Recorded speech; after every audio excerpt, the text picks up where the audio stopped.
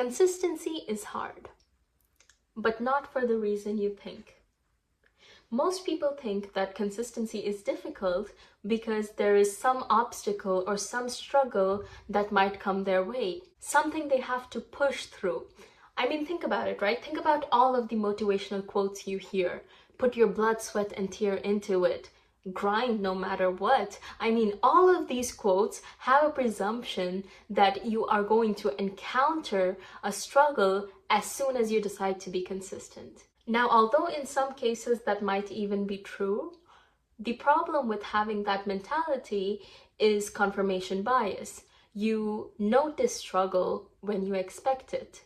Your brain starts interpreting even the slightest of inconveniences as a big struggle that you have to push through, and eventually your consistency starts breaking. In today's video, we're going to be talking about the myths around consistency, why you think consistency is difficult, why consistency is actually difficult, and 3 steps that are guaranteed to help you in becoming more consistent. So let's get into it. As I mentioned before, most of us think that there is some obstacle that we're gonna encounter every single day in our pursuit of being consistent, right? We think that discipline means doing something every single day in the same exact manner, and anything other than that is deviation from your goal. Let's take the example of working out for a second, because a lot of us want to be consistent with working out. You might get up late one day and think to yourself, I missed my 6 a.m. gym session.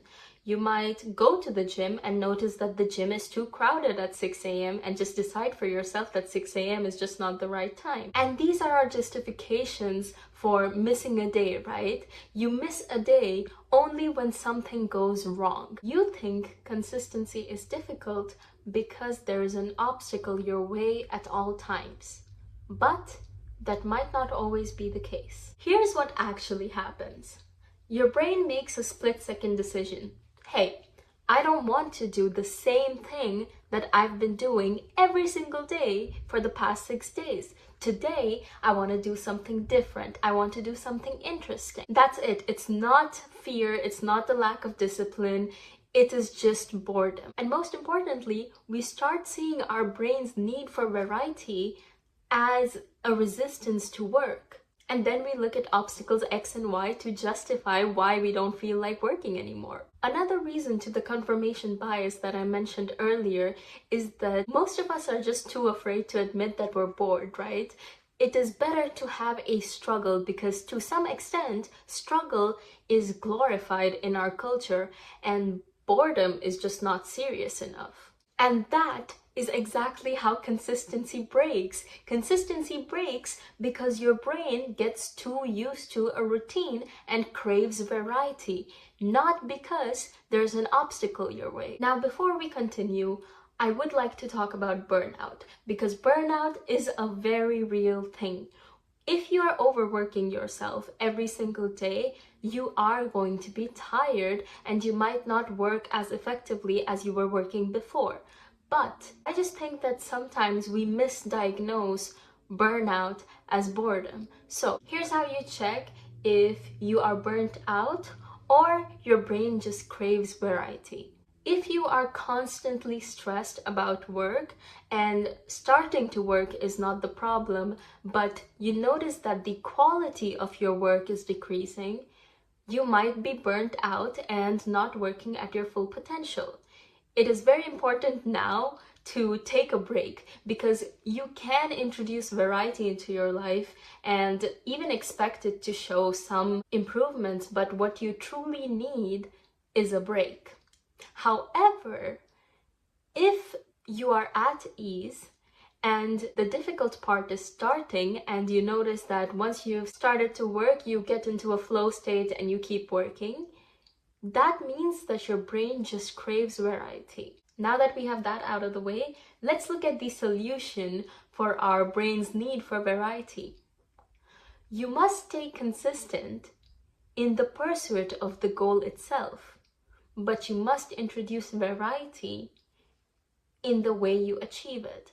Now let me explain what that means. The mistake we often make with consistency is that we think that there is just one way, one stagnant routine that we must follow in order to achieve our goals. If you want to be consistent with studying, you add an unnecessary subconscious rule upon yourself that you have to study at 6 a.m. at the library for 5 days a week.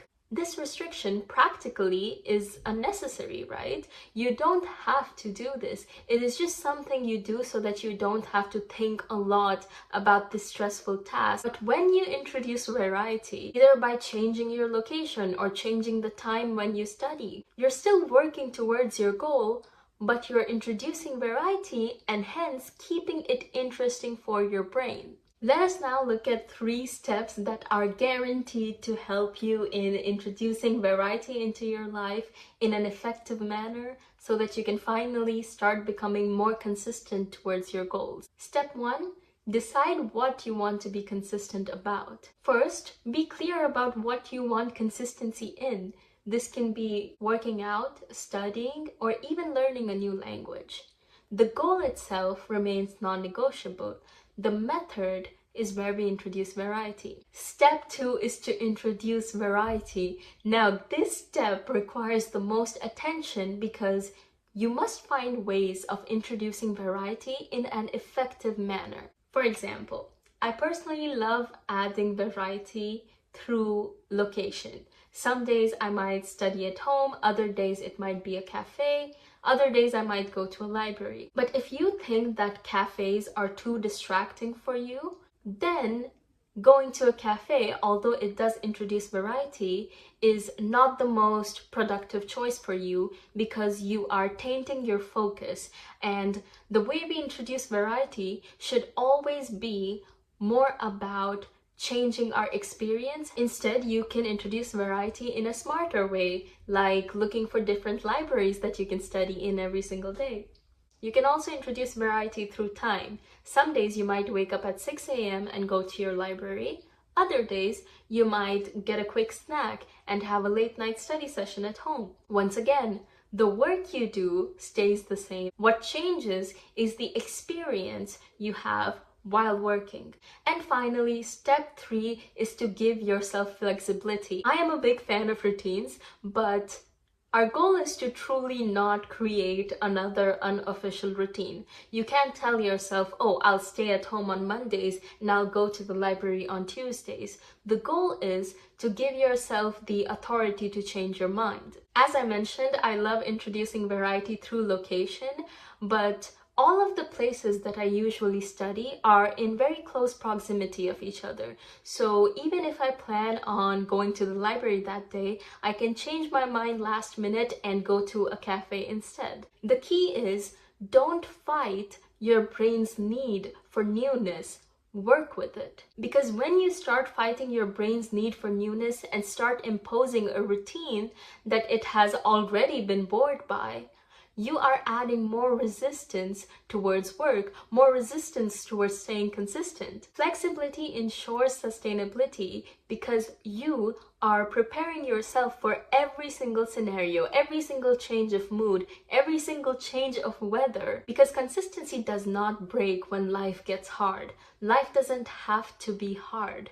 Consistency breaks when you impose too many restrictions upon yourself and decide on either of 2 extremes, having one stagnant, stiff routine or completely deviating from the said routine and calling it a bad day. So if you're struggling with consistency, stop asking yourself what obstacle is in my way and start asking yourself, how can I make this more fun for myself? How can I add variety to keep my work interesting for myself? Because when you make consistency enjoyable, it stops feeling like a chore and it starts feeling more sustainable.